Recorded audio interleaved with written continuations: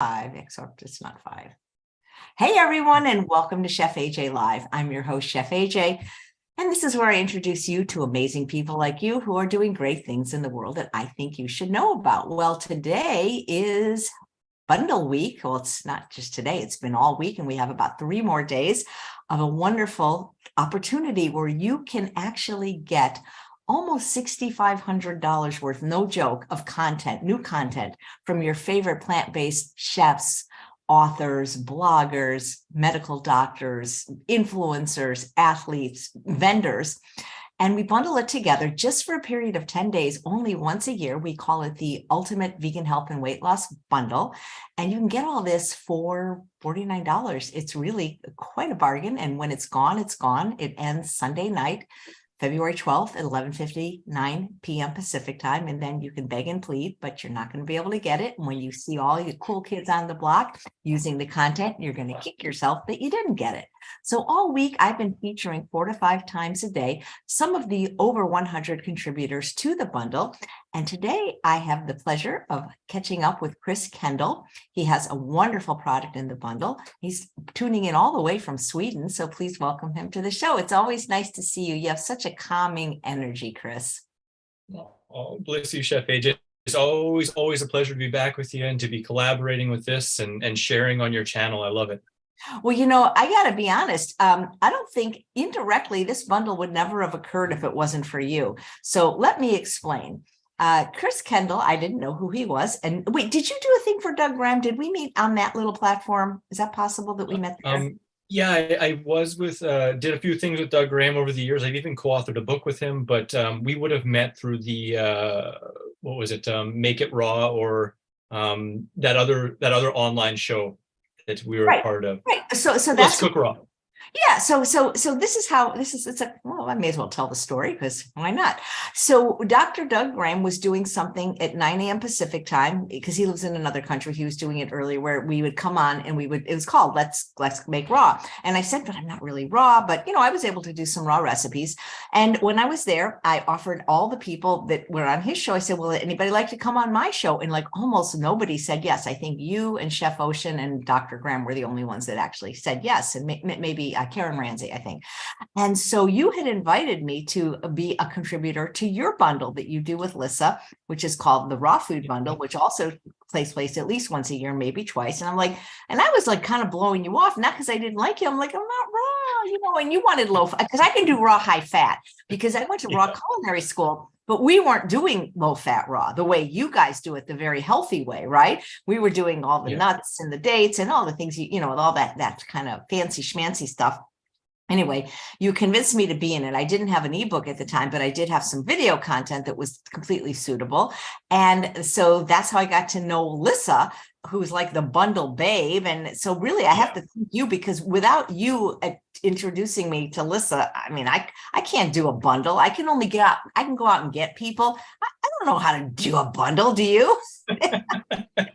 I didn't until I really dove headfirst into it, and I'd been blessed by being a part of a bunch of different bundles and figured, hey, I could take this on. And then when I met you through the Let's Cook Raw series and saw what you're doing, I was like, man, we got to get Chef AJ on here.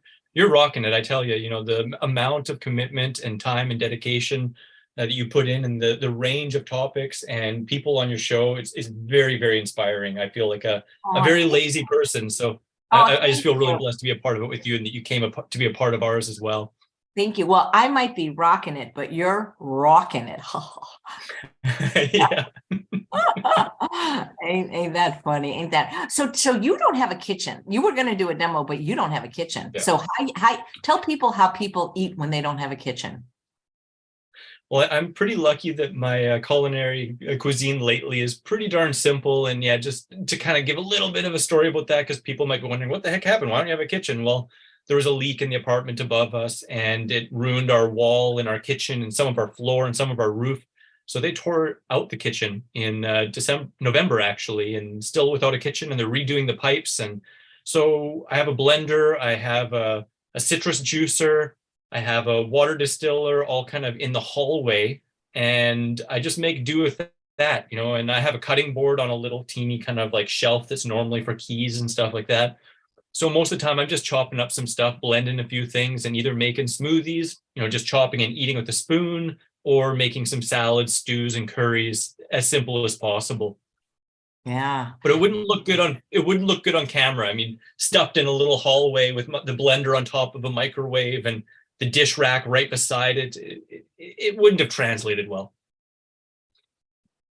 Oh, cool. So basically you're just eating pretty simply then.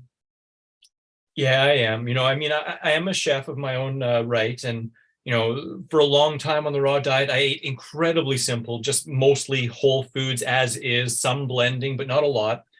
And then I kind of got a little bit more fancy and started really developing kind of low fat raw gourmet. And I'm known for pizzas and curries and fries and shepherd's pie and all that stuff. But in my general day to day, I really do eat pretty simple. I like the KISS, the KISS, keep it simple, sugar, keep it simple, stupid, whichever way you want to look at it. But generally 1 to 5 ingredients, and just enjoy it that way.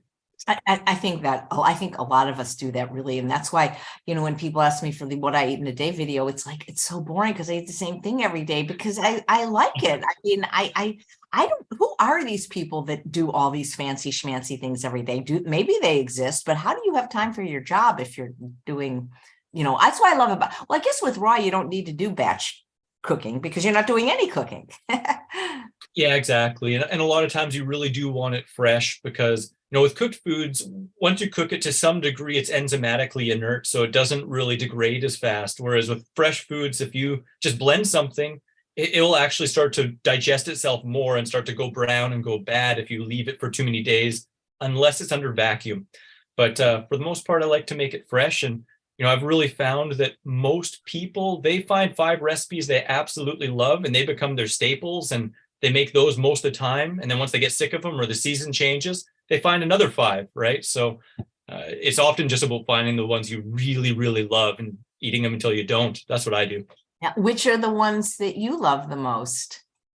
Well, some of the ones that I love the most are ones that we've actually done on your show in the past, like my cocoa butter veggies or Chris's creamy curry. We did a video on that. And probably the last 3 or 4 years, I've made that more than almost any other recipe, to be honest. I like to make just a savory veggie stew that has chopped up bok choy and tomatoes and zucchini with a really nice thick and chunky mango tomato sauce with lots of greens pulsed into it, cilantro, hot pepper. I sometimes like to make that cheesy noodle dish that we also made on your show, which is kind of a zucchini noodle with some corn-based cheese on there. And then otherwise, I just like to make smoothies and, stuff like that. And otherwise just eat fruit as it is. So what corn-based cheese, do raw folks in general consider nutritional yeast raw? Because it's not, right? Yeah, no, it's a byproduct of molasses production, as far as I understand it, and it's from the cooking process of the molasses that thickens it. There's the buildup of the yeast on top. If I understand right, if you know different, let me know. And I mean, some people are, raw vegan to the extent where it must be 100% raw all the time, which is truthfully fairly hard to maintain if you include any spices, unless you really vet all your nuts and seeds, stuff like that. And nutritional yeast would be one of those ingredients. I don't consume nutritional yeast too often. I went probably a decade without it, but I do on occasion, and it really just becomes a personal thing. Some raw foodists, they probably use it almost every other day, and others, they avoid it like it's the devil, but I think it's personal. Right. Oh, so you can make a cheesy sauce without it, is that what you're saying? Absolutely. Yeah, absolutely. The one that we made on that cheesy noodle dish, I believe the nutritional yeast is optional, and it's great with or without. But I mean, yeah, you know it. The Nutre, it does give it that cheesy flavor. Yeah, I have such a hard time digesting it, and it gives me such violent stomach cramps. And I like it though. That's the thing. And I just wish I knew why. And other people have told me they have problems with it too. So I'm just trying to figure out, what is this product that people love so much? It's almost like they love it in an addictive way sometimes, because there are people, like you say, that use it every day. They have to sprinkle it on everything. Yeah, well, it is an inactive yeast, so it shouldn't contribute to any yeast infections or overgrowths. But again, it is a byproduct that I think was basically cleverly marketed to health seekers, because a lot of people don't know, but a lot of the vitamins, specifically the B12, are synthetic add-on sprayed on vitamins. So it's not intrinsic to the yeast itself. It does come with some B vitamins, but not with B12. So I do think it is kind of a fancy, happily found, made up health product from a byproduct. They're like, we can make a lot of money off this, and it kind of tastes cheesy, but it does have a chemical structure similar to MSG with the glutamate, I believe. So some people just really react poorly to it. Yeah, that's so interesting. Well, you said you wanted to call today's show "How to Become a Raw Sauce Master." How do we do that, especially when, like in your case, you don't have a kitchen? I don't have a kitchen, but I do have a blender. And in most cases, for a sauce, all you need is a blender or even a cutting board and a knife. If you got some knife skills and you're willing to chop a whole heck of a lot. In some instances, I've even been a sauce master just with a bag, where I just put ingredients in the bag and kind of squish them up in the bag. And maybe I use my baby bird technique, but I don't know if I should share that technique. It's a little bit raunchy, but it can be utilized in certain circumstances. Well, baby bird technique, what's that? Baby birds, they eat from their mother's mouth. They do. So I don't recommend the baby bird technique for chefing events, but on some occasions for myself, when I'm making food specifically for myself, if I'm making a sauce and I don't have a blender, I may chew up a little bit of an ingredient and then spit it into the rest of the sauce. Again, if I don't have a blender or a mixer or a knife, and it's the baby bird technique, I've made sauces and dishes like that embarrassingly true. Wow. Well, that's quite. Sorry to gross everyone out. I probably just lost half the audience. We shall see. We shall see. Did you invent the baby bird technique? And also, did you invent the freezing technique that you and Lissa often do, where you take a fresh vegetable, freeze it, and defrost it, so it gives it sort of like a chewy cook texture almost? Well, it's hard to say, it's hard to claim things and feel humble about it. I would say that birds invented the baby bird technique, but I may be the first that has popularized it with humans, at least in terms of in this capacity with raw food cuisine without a blender. And the freezing technique, yeah, I've never seen or heard of anyone in the raw food scene doing that.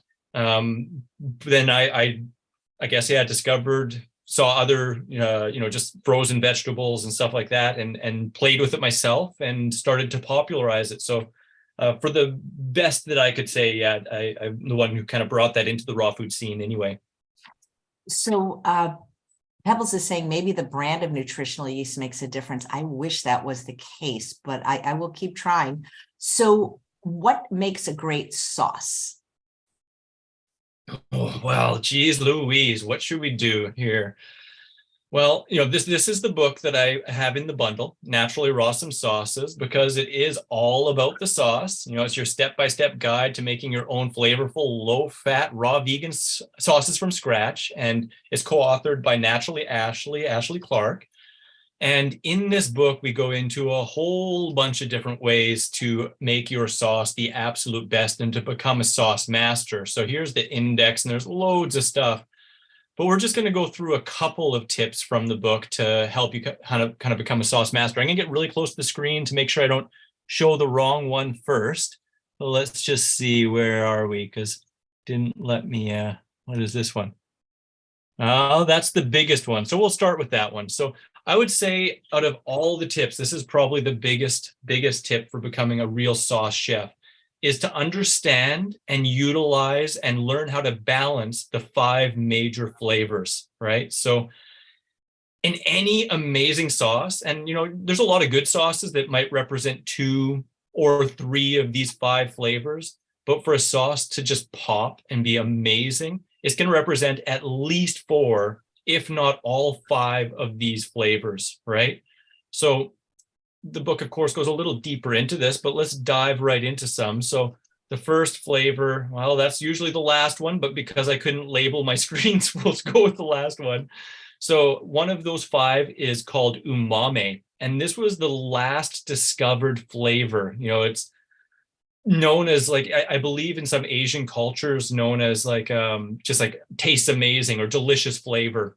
And it's kind of earthy, but it's also savory, and it's just kind of got a wow factor. It's in glutamate and in MSG. Like MSG is known as umami, right? But of course, a lot of people have major issues with MSG. So you can get natural glutamates, which don't pose the same problem in a lot of different foods, but most namely in tomatoes. And that is actually why some people consider tomatoes to be slightly addicting and habit forming when they're really, really good quality. It's that umami from the glutamate, the free glutamate. But tomatoes, sun-dried tomatoes, mushrooms, they're really earthy and diverse in major flavors and nutrients.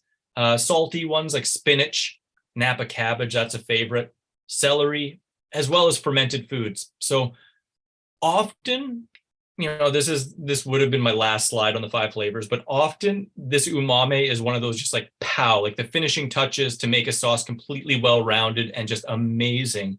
So adding just a pinch of some of these into a sauce can make a huge difference. So Wow. do you have actually I'd say nutritional yeast is probably in that umami category as well. Yeah, and miso too. And that's the thing. Some raw people Yes. use miso and some don't. So Yeah. That's like one of those things where for myself, I'll have it on an odd occasion if I'm at a raw restaurant or a potluck, but I don't like to use it myself. Kind of like yourself with the SOS free, the salt, oil, sugar, right? I prefer to keep it pretty simple with that. And miso is quite high in salt. it really is. There are some brands that are lower, but it is quite high in salt. And it Ooh. is, just like you said with the nutritional yeast, it is really habit forming, right? As soon as you use a bit, you're like, I think I want to use that again tomorrow. That's funny. Oh, Sherry Likes Fruit is on. She gave me a super Ooh, chat. hello, Sherry. She knows that I have raw people on. She's welcome to come on if she ever wants to. She's amazing. She'd bring so much to the show, I'm sure. Absolutely. So let's go to another one. Oh, well, yeah, there's that first one again. So let's see. No, that's a different tip. Sorry, apologies. Oh God, okay. No, that's a different tip. So now we got it. So we'll go to sour. So of course, sour. It's amazing that sour actually does add a salty flavor. If you're salt free and you add some sour flavors, it does really make everything else pop. And it's something that for a long time I didn't use a lot in my sauces, but it is an accent flavor that can just bring everything out. And you might have a sauce and feel like, oh, it's missing something. Oftentimes, just a little bit of sour can make a huge difference. And of course, the most common ones are like lemons, limes, oranges, pineapples, grapefruit, any tart berry. Getting more exotic, you can use star fruit or pineapple, kiwi, even sometimes strawberry in a sauce. You wouldn't believe it, but like I've had some amazing sauces that are based on strawberries and just add a nice kind of sour, kind of tangy flavor. Pomegranate juice, tamarind is a classic example in Thai cuisine to kind of add a little bit of a sour kind of flavor to some sauces. So that's sour. So far out of the 5, we have umami and sour. We'll go to salty, one of like probably almost everyone's favorite, especially if you're coming off salt. You want to ramp up this. So a lot of the same ones from the umami. We got celery, tomatoes, and I do want to actually say these ingredients are vetted for a very simple low-fat raw diet. So, if you're doing more raw gourmet, of course, you could find some other salty ingredients and sour ingredients if you're using vinegars. And for salty, of course, you could use any number of things like namashayu or stuff like that. But these are the whole food basic ones. We've got sun-dried tomatoes, spinach, chard, bok choy. Man, I love bok choy. The stems are so salty and delicious. Kale to some degree, purslane. That's a really salty one, especially if you can find sea purslane. I tell you, each sea purslane little leaf tastes like an olive. Olives would be in there. Seaweeds and sea veggies. I like me some quality nori from rawnori.com or otherwise some Dulse from like seaveg.com. They're really well vetted seaweed companies. And then, yeah, we have raw olives down there.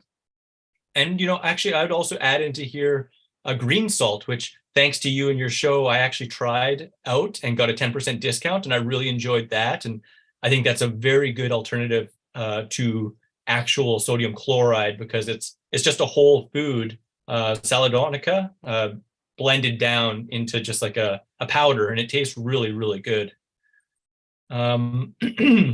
Next, we have bitter and pungent.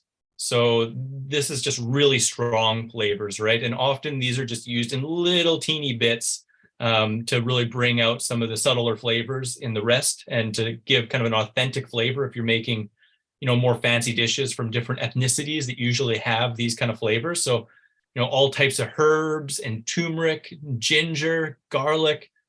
I love using mustard greens. And for those people that they prefer to eat, hygienically, or maybe they're on a yogic path and they don't want to eat the stavic foods like garlic or ginger or onions, then, something like arugula, or even radish to some extent, but arugula is a good kind of mild but spicy green that can be really add that accent. Of course, onions and spices. Do you have a favorite bitter food? I don't know, like, do you use ginger or garlic or any of those? Well, would you consider arugula a bitter food? Yeah, for sure. So It's maybe one of my favorites. I like Yeah. that.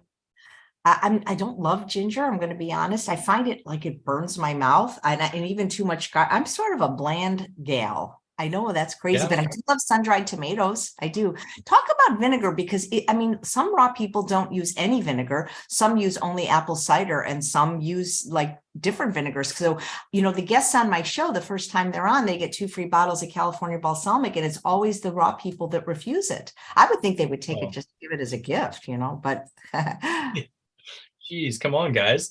Yeah, I'll take it. I mean, whether I gift it away or anything, that that's a blessing for sure. It depends on who you ask, right? Like, I know there's a lot of vegan doctors who really promote vinegar and that it's really, really healthful. And I know other people, specifically more often from a hygienic background, that are against vinegar. Because it is essentially a over ripened or past rotted food product rather, right? But I've heard all sorts of things ranging from, pure vinegar being acidic acid, which in a laboratory has a bottle, it's like a dark bottle with skull and crossbones, but for food grade vinegar, they water it down 17 times. And so that in itself kind of paints a picture of why some people just associating it in that way would want to avoid it. And I've heard various things that, from some doctors, that it really stimulates digestion. And then I've also heard some people say that it hinders digestion. And I won't claim to say I know the chemical reactions down to a T. I don't know the science well enough to claim I know for sure if it's better abstained from or okay in small amounts. But what I do know is that using lemon or lime is, maybe the more natural way to do it and add those same kind of flavors and a similar result. So that's what a lot of raw foodists do. And that's what I typically do, is just use lemon or lime. That said, if I was to use any, I'd prefer something like a unpasteurized apple cider or something, which I've had that on an occasion. So that technically would be raw and apple cider vinegar. Yeah, because it's just like a fermented apple juice that has like a probiotic kind of culture in there, right? So it's still a living culture in there, but it is like I said, it is like a controlled fermentation, and that's a whole other subject. Some people are super on those, and some people are against them, right? But it kind of goes back to the underlying philosophy. Right. Pebbles wants to know, what's the name of the site you get your nori from? So I get my nori from rawnori.com. And if I may, I do have a 5% off coupon, if that's all right to mention. Yeah, of course. Yeah. Of course. Yeah, it's CHRIK 5. If you want, they're great. They're certified raw, vegan, and organic nori. If you want, you can always get that, text that or email that to me, and I can always add it to the show notes. Okay, awesome. Thanks. Yeah, absolutely. So that's bitter and pungent. That's common pitfalls. Oh, and then our favorite one, sweet. So of course, sweet is pretty easy. Basically all dried fruits, mangoes, raisins, carrots, beets, papayas, peaches, red bell peppers. When I'm making a sauce, sometimes if I want it to be like a red curry, I'll just add a small beet and it sweetens up the sauce and, brings out some really nice red color and looks really good. And, the trick to making an amazing sauce, for the biggest part, I do think, is really understanding these predominant flavors and deciding, okay, well, what is the main flavor I want to represent, and basing your recipe off of that, and then rounding it out by accenting it with the other flavors. And it may be that you want two major players. So you might want a sweet and savory sauce. Those are very common kind of like bases, right? So you might pick out something like a mango, and then you might pick out something salty like a tomato, and then you might want to add a little bit of bitter or pungent. So whether you want to add onion or ginger or arugula, add that as an accent. And to make it taste even saltier and have a pop to it, maybe you squirt some lemon on it to represent the sour. And then you play with some umami, and whether that's putting a bit of sun-dried tomato, or pulsing in some mushrooms, or any of those other delicious umami flavors to make the sauce your own. That's really, to me, the biggest thing that can make your sauce game just really blow up. Cool. Hey, do you do a lot of dehydrating, or like, listen, Nate, they have that freeze dryer now? That freeze dryer looks a lot of fun. I kind of wish that I could, just live downstairs from them, or, otherwise like hire them to make a lot of food, because they seem a little bit more adventurous, and I feel a little bit lazy compared to their food prep. Like I said, I like to just be really simple, partially because of laziness and partially because of habit. I have, of course, made tons of things in the dehydrator, and I've had cycles in this last 18 years of being raw where I like spent years really focusing on recipe creation and being in the dehydrator every other day, making stuff, testing stuff out. And then I've had cycles where I just don't want to bother with it at all. I just want to eat stuff as is, and keep it really, really simple. My most common thing that I dehydrate actually is mushrooms. I absolutely love mushrooms, although I don't love them just as is, just cut them up and eat them. The way I love them is to cube them or quarter them and put them in the dehydrator for about an hour at 118. And that just kind of like gets the surface moisture away, kind of shrinks them up a bit, makes them just a little bit of a different texture, and the flavors just pop. The umami just pops that way. So that's probably the number one use for the dehydrator for me. But in certain seasons, like when it's tomato season, I dry a whole bunch of tomatoes. And when I'm feeling more feisty, then I make pizzas and wraps, and otherwise just warm some dishes in there as well. Wow, that sounds great. But a freeze drying and dehydrating are different, right?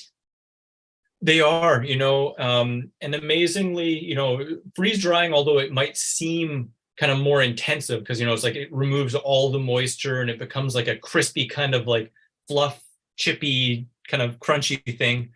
In terms of nutrition, it's like the ultimate form of preservation, from what I understand. I haven't compared it against freezing. I know before I did research, including freeze drying, freezing is the number one method of preservation with the least amount of nutrient loss, but I haven't compared it side by side with freeze drying. And I know that freeze drying definitely beats dehydrating. And interestingly too, in some circumstances, lightly cooking is better for nutrition preservation than dehydrating. So it kind of flies in the face sometimes of, like dehydration and raw food, because if you're doing it to be raw, or if you're doing it for more nutrition, sometimes it's a little bit different depending on the method. Yep, that sounds really interesting. Sherry says you have an amazing cabbage roll dehydrator recipe. Yes, I love that one, and something that I like to kind of showcase with my dehydration too, for the absolute most part, is often I just like to dehydrate just to get the surface moisture off and to change the texture a little bit rather than dehydrating it to a crisp. And that way you are also preserving more nutrition and you're preserving more of the water content of the food, which just makes it easier to digest. And, the first place that I started really utilizing that was with the discovery of the freezing of veggies. And, so I make a kind of a buffalo wing recipe, for an example, where I freeze cauliflower and then coat it in a sauce and then dehydrate it. But I just dehydrate it so the sauce gets kind of crispy on the outside and the entire inside is really soft and watery. So it's juicy, kind of resembling the old version of chicken wings, right? But much better, of course, because it's cauliflower. Right. So what fills you up the most? Well, that's a good question. I guess it kind of depends upon your definition of being filled up. In terms of being like really satisfied, filled up, like satiated, Satiated. I would say like a, yeah, go ahead. Well, because for me, like that's why I'm afraid to go raw because the starch is what really fills me up in a way that no amount of fruit, vegetables, nuts, or seeds ever could. Yeah, yeah. Well, it is very different, and what I find, like, if I'm looking for satiated, like just where I'm like, I don't need anything at all. Like I'm totally satisfied, but not necessarily having like a full heavy feeling, then for me that is generally sweet and or juicy fruit. And often if it's accompanied by greens, but like, if I have a big meal of mangoes or if I have a banana smoothie, by the time I finish it, I'm like, I'm so satisfied. I don't want to eat for 6 hours. But if I'm looking for a little bit more of a kind of physical body satiation where you kind of want to sink into the couch and you feel just a little bit kind of emotionally numbed, like just a little bit kind of calmed down, then for me, that'd definitely be like a really big kind of veggie based meal. And it's going to be something that utilizes these 5 flavors, not only for the rounding of the flavor, but also for the satiation value. When all those flavors are touched, it does kind of satiate you in a different way because it's going to be way more enjoyable. And if you're not enjoying your meal, if it's not really rounded out, then you're not going to feel as happy and satiated. But for me, that's where like curries and chilies and stuff like that really kind of fits in because I eat a lot of them, but they are a little bit heavier, and it kind of gives me a similar feeling to say like a simple cooked veggie meal. Right. Good. Because fruit, I find no matter how much I eat does not fill me up. I mean, unless I guess it was just dates and bananas, but those are the two that I Yeah, find. those are definitely the more hardy ones, and what I find usually too is like if you're used to getting 500 calories in a meal, you're going to probably need to get about 500 calories of fruit to feel satiated as well, because otherwise you're just getting a lot of water, and most of the time when people sit down to a fruit meal, if they have like 4 or 5 pieces of fruit, they might be like, oh, that's pretty good, but it might only be like, in between 200 to 300 calories, right? So it does definitely take an expansion in terms of the amount of food required to be satiated for a longer period of time. Right. Marianne is saying, but I need warm food, especially in the winter. Do you think it matters where a person lives? Because I'm so impressed with Matt Bennett because he's in a really cold climate. Yeah, you know what? I mean, it takes a little bit of getting used to, and what I find for most people is that it takes a winter or two for their circulation to improve and for them to get used to eating enough calories to be able to bring up their thermal heat in order to really feel comfortable on a raw food diet in colder places. But things, of course, that can help is to dress warmly and take warm baths, drink warm water, have some ginger, get some exercise and stuff like that. But just like Matt, I grew up in Saskatoon, Saskatchewan, where it gets minus 40 Celsius. I believe actually the coldest day was minus 64 Celsius, which is like minus 70 something Fahrenheit. It's really ridiculous. But I find it nowadays to be the same, whether it's raw or cooked. I'm very comfortable no matter the climate, hot or cold.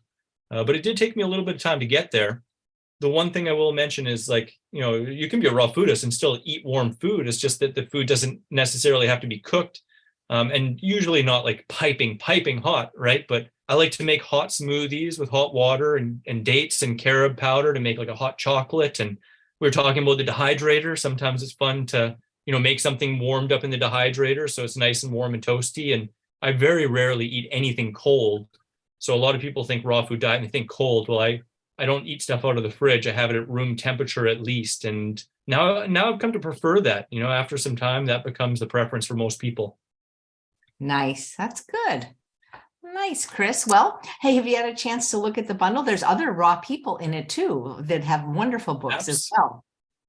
Yeah, absolutely. No, I've went through the whole bundle and checked everything out and been trying to showcase a whole bunch on my Instagram and on my mailing list and all that fun stuff. And apart even from the raw food contributions, because I know there's well over, I think there's near like 2 dozen.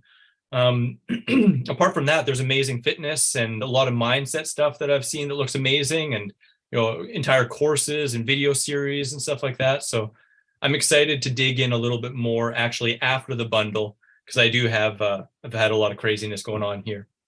Great. Well, thanks so much for being in it. And again, thanks so much for introducing me to Lissa so that we could create this wonderful bundle. I really appreciate it.